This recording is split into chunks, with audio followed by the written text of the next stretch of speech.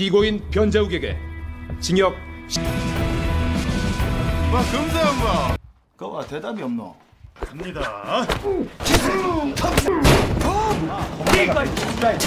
언제까지?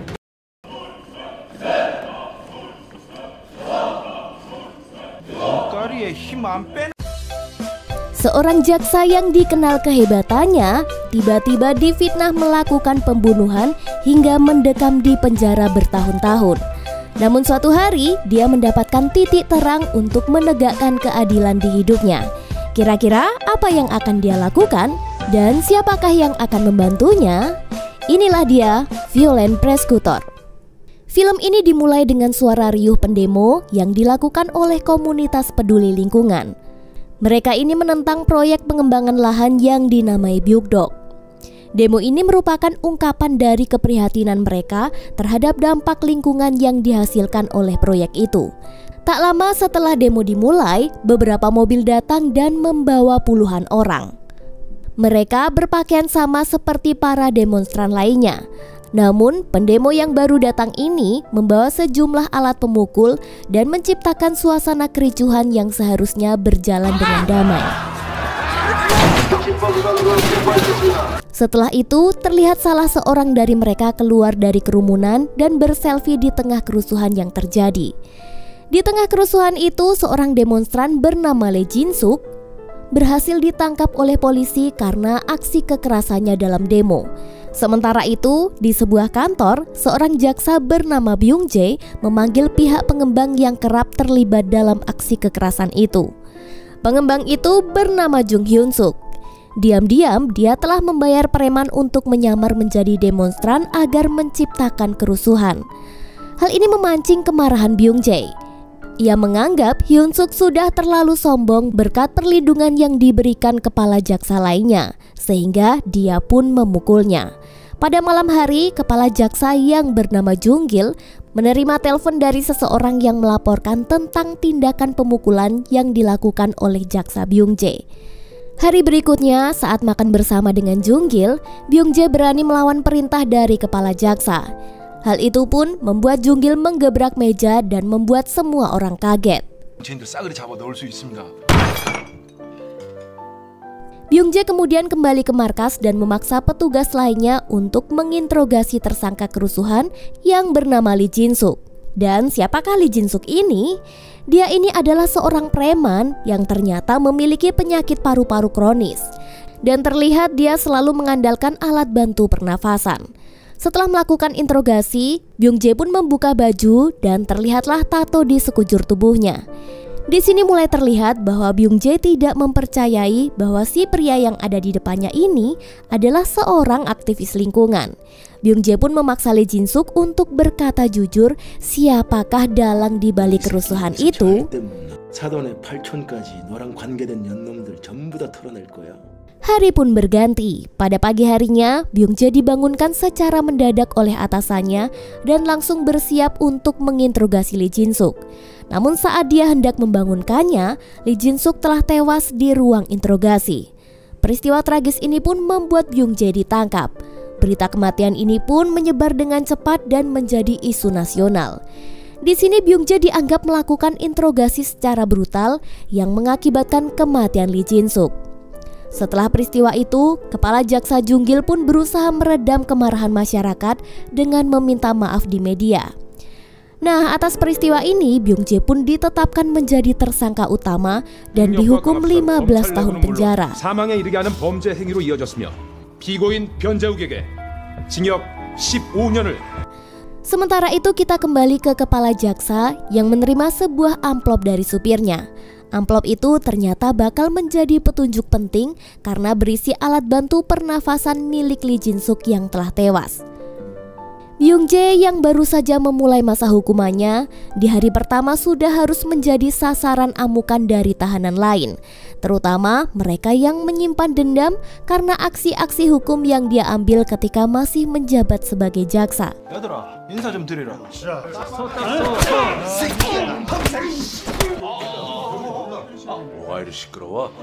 Penyiksaan pun tidak terhindarkan, dan ini menjadi bagian dari rutinitas harian Byung Jae.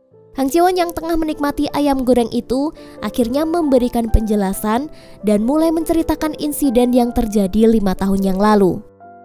Yaitu ketika dirinya dan rekan-rekannya mendapatkan 100.000 won untuk belajar di suatu tempat yang akhirnya dia pun berkenalan dengan Lee Jin-suk. Kejadian tak terduga pun terjadi ketika mereka tiba-tiba diinstruksikan untuk terlibat bentrokan dengan polisi dalam aksi demonstrasi. Dan di sini Byung Jae mengatakan, apakah Hyun Suk seseorang dari perusahaan pengembang telah memberikan instruksi itu? Dan Hang Ji-won pun mengatakan bahwa memang benar, orang itulah yang menyuruhnya melakukan hal tersebut. Jeng jeng jeng. 그걸 지시한 놈이 동개발 장현석이죠. 사장님 이름 어떻게 아세요? Di sini Byung Jae pun memulai kembali untuk mengungkap kejahatan yang telah menjebaknya. Kali ini Hang Ji-won mendapatkan tugas untuk membantu dalam penyelidikan. Mereka juga dibantu beberapa orang di penjara yang juga mendukung misi untuk mencari si mafia, jaksa, dan juga mantan atasannya yang saat ini sudah menjadi politikus. Di sini Hang Ji-won tampak sedang belajar termasuk menduplikasi tanda tangan. Ya, walaupun beberapa kali dia gagal melakukan hal itu.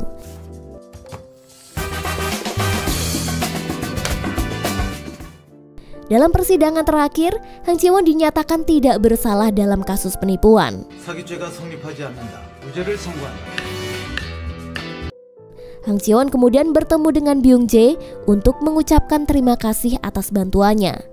Dia berjanji bahwa dia akan mengikuti instruksinya di luar penjara untuk membersihkan namanya.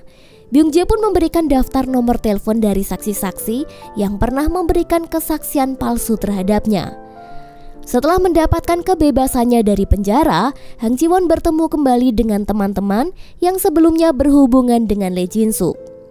Dalam pertemuan itu, Hang Ji-won secara sengaja meletakkan alat perekam untuk mengumpulkan bukti terhadap kasus yang mereka hadapi. Salah satu bukti yang berhasil dikumpulkan adalah inhaler milik Lee Jin-suk. 그러니까 진석이가 괜히 밖에서 소리하고 댕기면 그러니 마시는 사람 말아먹을 수도 있잖아. Bahkan di sini teman-teman Hang Ji-won juga mengungkapkan jika dia melakukan kesaksian palsu agar memberatkan hukuman Byung Jae. Dengan bukti rekaman yang berhasil dikumpulkan, kemudian mereka kirimkan kepada seorang hakim untuk pengajuan petisi banding. Berita mengenai permohonan banding ini cepat sampai di telinga Hyun Suk. Merasa terancam, dia pun langsung menghubungi mantan atasan Byung Jae yang kini berkecimpung di dunia politik. Siapa lagi kalau bukan Junggil? Tak terima dengan situasi ini, Junggil pun menggunakan termos panas untuk menghajar Hyun Suk sebagai pelampiasan. Dan untuk menutupi kejadian itu, Hyun Suk turut serta menghajar saksi palsu untuk melenyapkan bukti. Setelah kejadian itu, Junggil menemui anak buahnya yang kini menjabat sebagai kepala jaksa. Dia ini juga terlibat dalam kasus penyalahgunaan kekuasaan terhadap Byung Jae 5 tahun yang lalu. Di sisi lain, Hang Ji-won mengunjungi temannya yang mengalami kekerasan dari Jang Hyun Suk. Ketakutan Hang Ji-won membuatnya meminta Byung Jae untuk tidak lagi berkomunikasi karena ia khawatir akan keselamatan dirinya. 자, 영감님이 베풀어 주신 은혜는 충분히 갚아드린 것 같습니다. 앞으로 전화하지 마십시오. Setelah kejadian ini, dia pun kembali ke profesi lamanya sebagai penipu ulung. Namun tak diduga, saat berada di jalan, ada seseorang yang memukulnya karena tidak membalas budi kebaikan yang diberikan Byung Jae. 영감님께 받은 은혜는 갚아야지. Setelah itu Hang Ji-won pun bertobat. Dia mengunjungi penjara untuk bertemu lagi dengan Byung Jae. Namun kali ini dengan suasana yang lebih serius. Dia harus menuruti kemauan dari Byung Jae. Hari pun berganti, tibalah saatnya kampanye Woo Junggil berlangsung. Hang Ji-won menggunakan momen itu untuk melakukan hal yang mengundang perhatian. Dan secara tidak langsung, dia justru mendapatkan pujian dari Junggil. Selanjutnya, dalam momen itu, Hang Ji-won berhasil mendapatkan foto bersama Junggil. Di sini bahkan dia juga dijodohkan dengan seorang perempuan cantik yang bekerja sebagai sekretaris Junggil. Hang Ji-won yang sebelumnya bekerja sebagai penipu, akhirnya memperkenalkan dirinya sebagai mahasiswa dari Universitas Seoul. Dan akhirnya dia pun bermalam dengan si sekretaris cantik itu. Di saat wanita itu terlelap tidur, Hang Ji-won mengambil kesempatan dengan memotret bukti catatan sumber keuangan Junggil. Di sini dia telah memiliki rencana dan akan membawa catatan ini ke media untuk menjatuhkannya. Sementara itu, Byung Jae bersama seorang antek jaksa menemui hakim untuk membahas permohonan banding itu. Byung Jae mengatakan pada hakim bahwa dia telah dijebak oleh Junggil. Dia dituduh melakukan kejahatan yang tidak pernah dilakukan pada 5 tahun yang lalu. 저한테 집행유예를 제안했던 사람이 있습니다. 그게 누군데? 우종길입니다. 뭐? Sedangkan Junggil, dengan strategi liciknya, dia pun kembali menghubungi kepala penjara dan meminta agar Byung Jae dimasukkan ke ruang isolasi selama 30 hari. Tindakan itu bertujuan agar Byung Jae tidak dapat menghadiri persidangan banding. 3820번 금지물품 위반이. Karena situasi ini, Hang Ji-won merasa harus bekerja sendiri, mengingat komunikasi dengan Byung Jae akan sangat sulit dilakukan. 앞으로 너 혼자 움직여야 돼. 모든 게 너한테 달렸네. Untuk itu, Hang Ji-won mengambil sejumlah uang dari bank untuk menyuap anak buah Junggil yang bernama Kang Jang-min. Selanjutnya, dia pun mengeksekusi strategi lain, di mana dia menyamar menjadi alumni Universitas Seoul untuk mendekati jaksa yang dan petinggi pengadilan. Setelah berjumpa dengan mereka di kantor Yang, Hang Ji-won malah kaget menemukan sekretaris Junggil yang pernah berurusan dengannya. Ketika bertemu dengan jaksa itu, Hang Ji-won membocorkan tentang dana aliran Junggil yang bisa juga menyeret jaksa ke dalam masalah. Ini adalah strategi licik Hang Ji-won, di mana dia akan memanfaatkan jaksa yang telah terlibat dalam kejahatan. Setelah jaksa dan sekretaris keluar, Hang Ji-won melakukan perbuatan yang berani. Dia menandatangani formulir saksi untuk seorang hakim dengan menggunakan tanda tangan palsu yang sangat mirip. Melalui misi ini, Hang Ji-won pun dinyatakan berhasil. Namun ketika pulang ke hotel tempat dia menginap, beberapa anak buah mafia yang sudah curiga tampak mulai mengikutinya. Nah, namun apesnya, kakaknya pacar Han malah muncul dan mengungkapkan bahwa Han ini sebenarnya adalah seorang kriminal. Karena alasan itulah, beberapa preman telah siap untuk menghajarnya. Namun di sini Hang Ji-won yang jago untuk bersembunyi dan tipu-tipu berhasil menyamar. Meskipun akhirnya ketika sampai di lift dia pun tetap tertangkap. 왜는 아들이 보고 있잖아. 오랜만이다 깊은 놈. Sedangkan di tempat lain, kepala jaksa memerintahkan anak buahnya yang dibantu dengan polisi untuk menangkap si mafia Hyun-suk. Lalu kita beralih lagi ke nasib Hang Ji-won. Karena dia berhasil ditangkap, dia pun nyaris kehilangan nyawa di tangan para mafia. Namun beruntunglah polisi dan jaksa tiba tepat waktu dan dia pun selamat.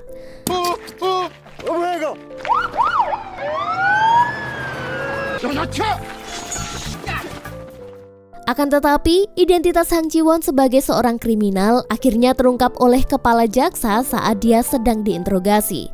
Sementara itu, di penjara, Byung Jae kedatangan Junggil. Disinilah terungkap lagi bahwa Junggil yang memukul mendiang Lee Jin-suk dan mengambil inhalernya.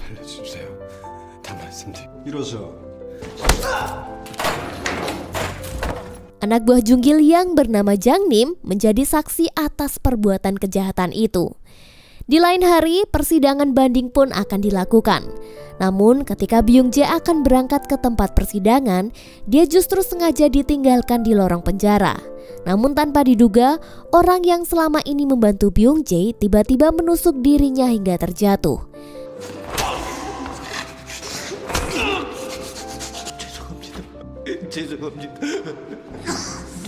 Akibatnya, Byung Jae pun terlambat datang ke pengadilan dan hakim akan mengambil keputusan untuk menunda sidang banding. Saat semua orang sudah merasa putus asa, tiba-tiba Byung Jae datang. Sidang yang akan menentukan nasib Byung Jae pun akhirnya dapat dimulai. Hang Ji-won yang bertindak sebagai saksi utama dalam persidangan ini berhasil mengungkapkan rangkaian kejahatan yang dilakukan oleh Junggil. Bukti kuat dalam bentuk foto selfie Hang Ji-won di lokasi proyek menjadi awal dalam perjalanan sidang itu. Tak hanya itu, foto Hang Ji-won yang mengikuti kampanye Junggil turut memperkuat dugaan kejahatannya. Kemudian giliran Byung Jae yang berdiri sebagai saksi.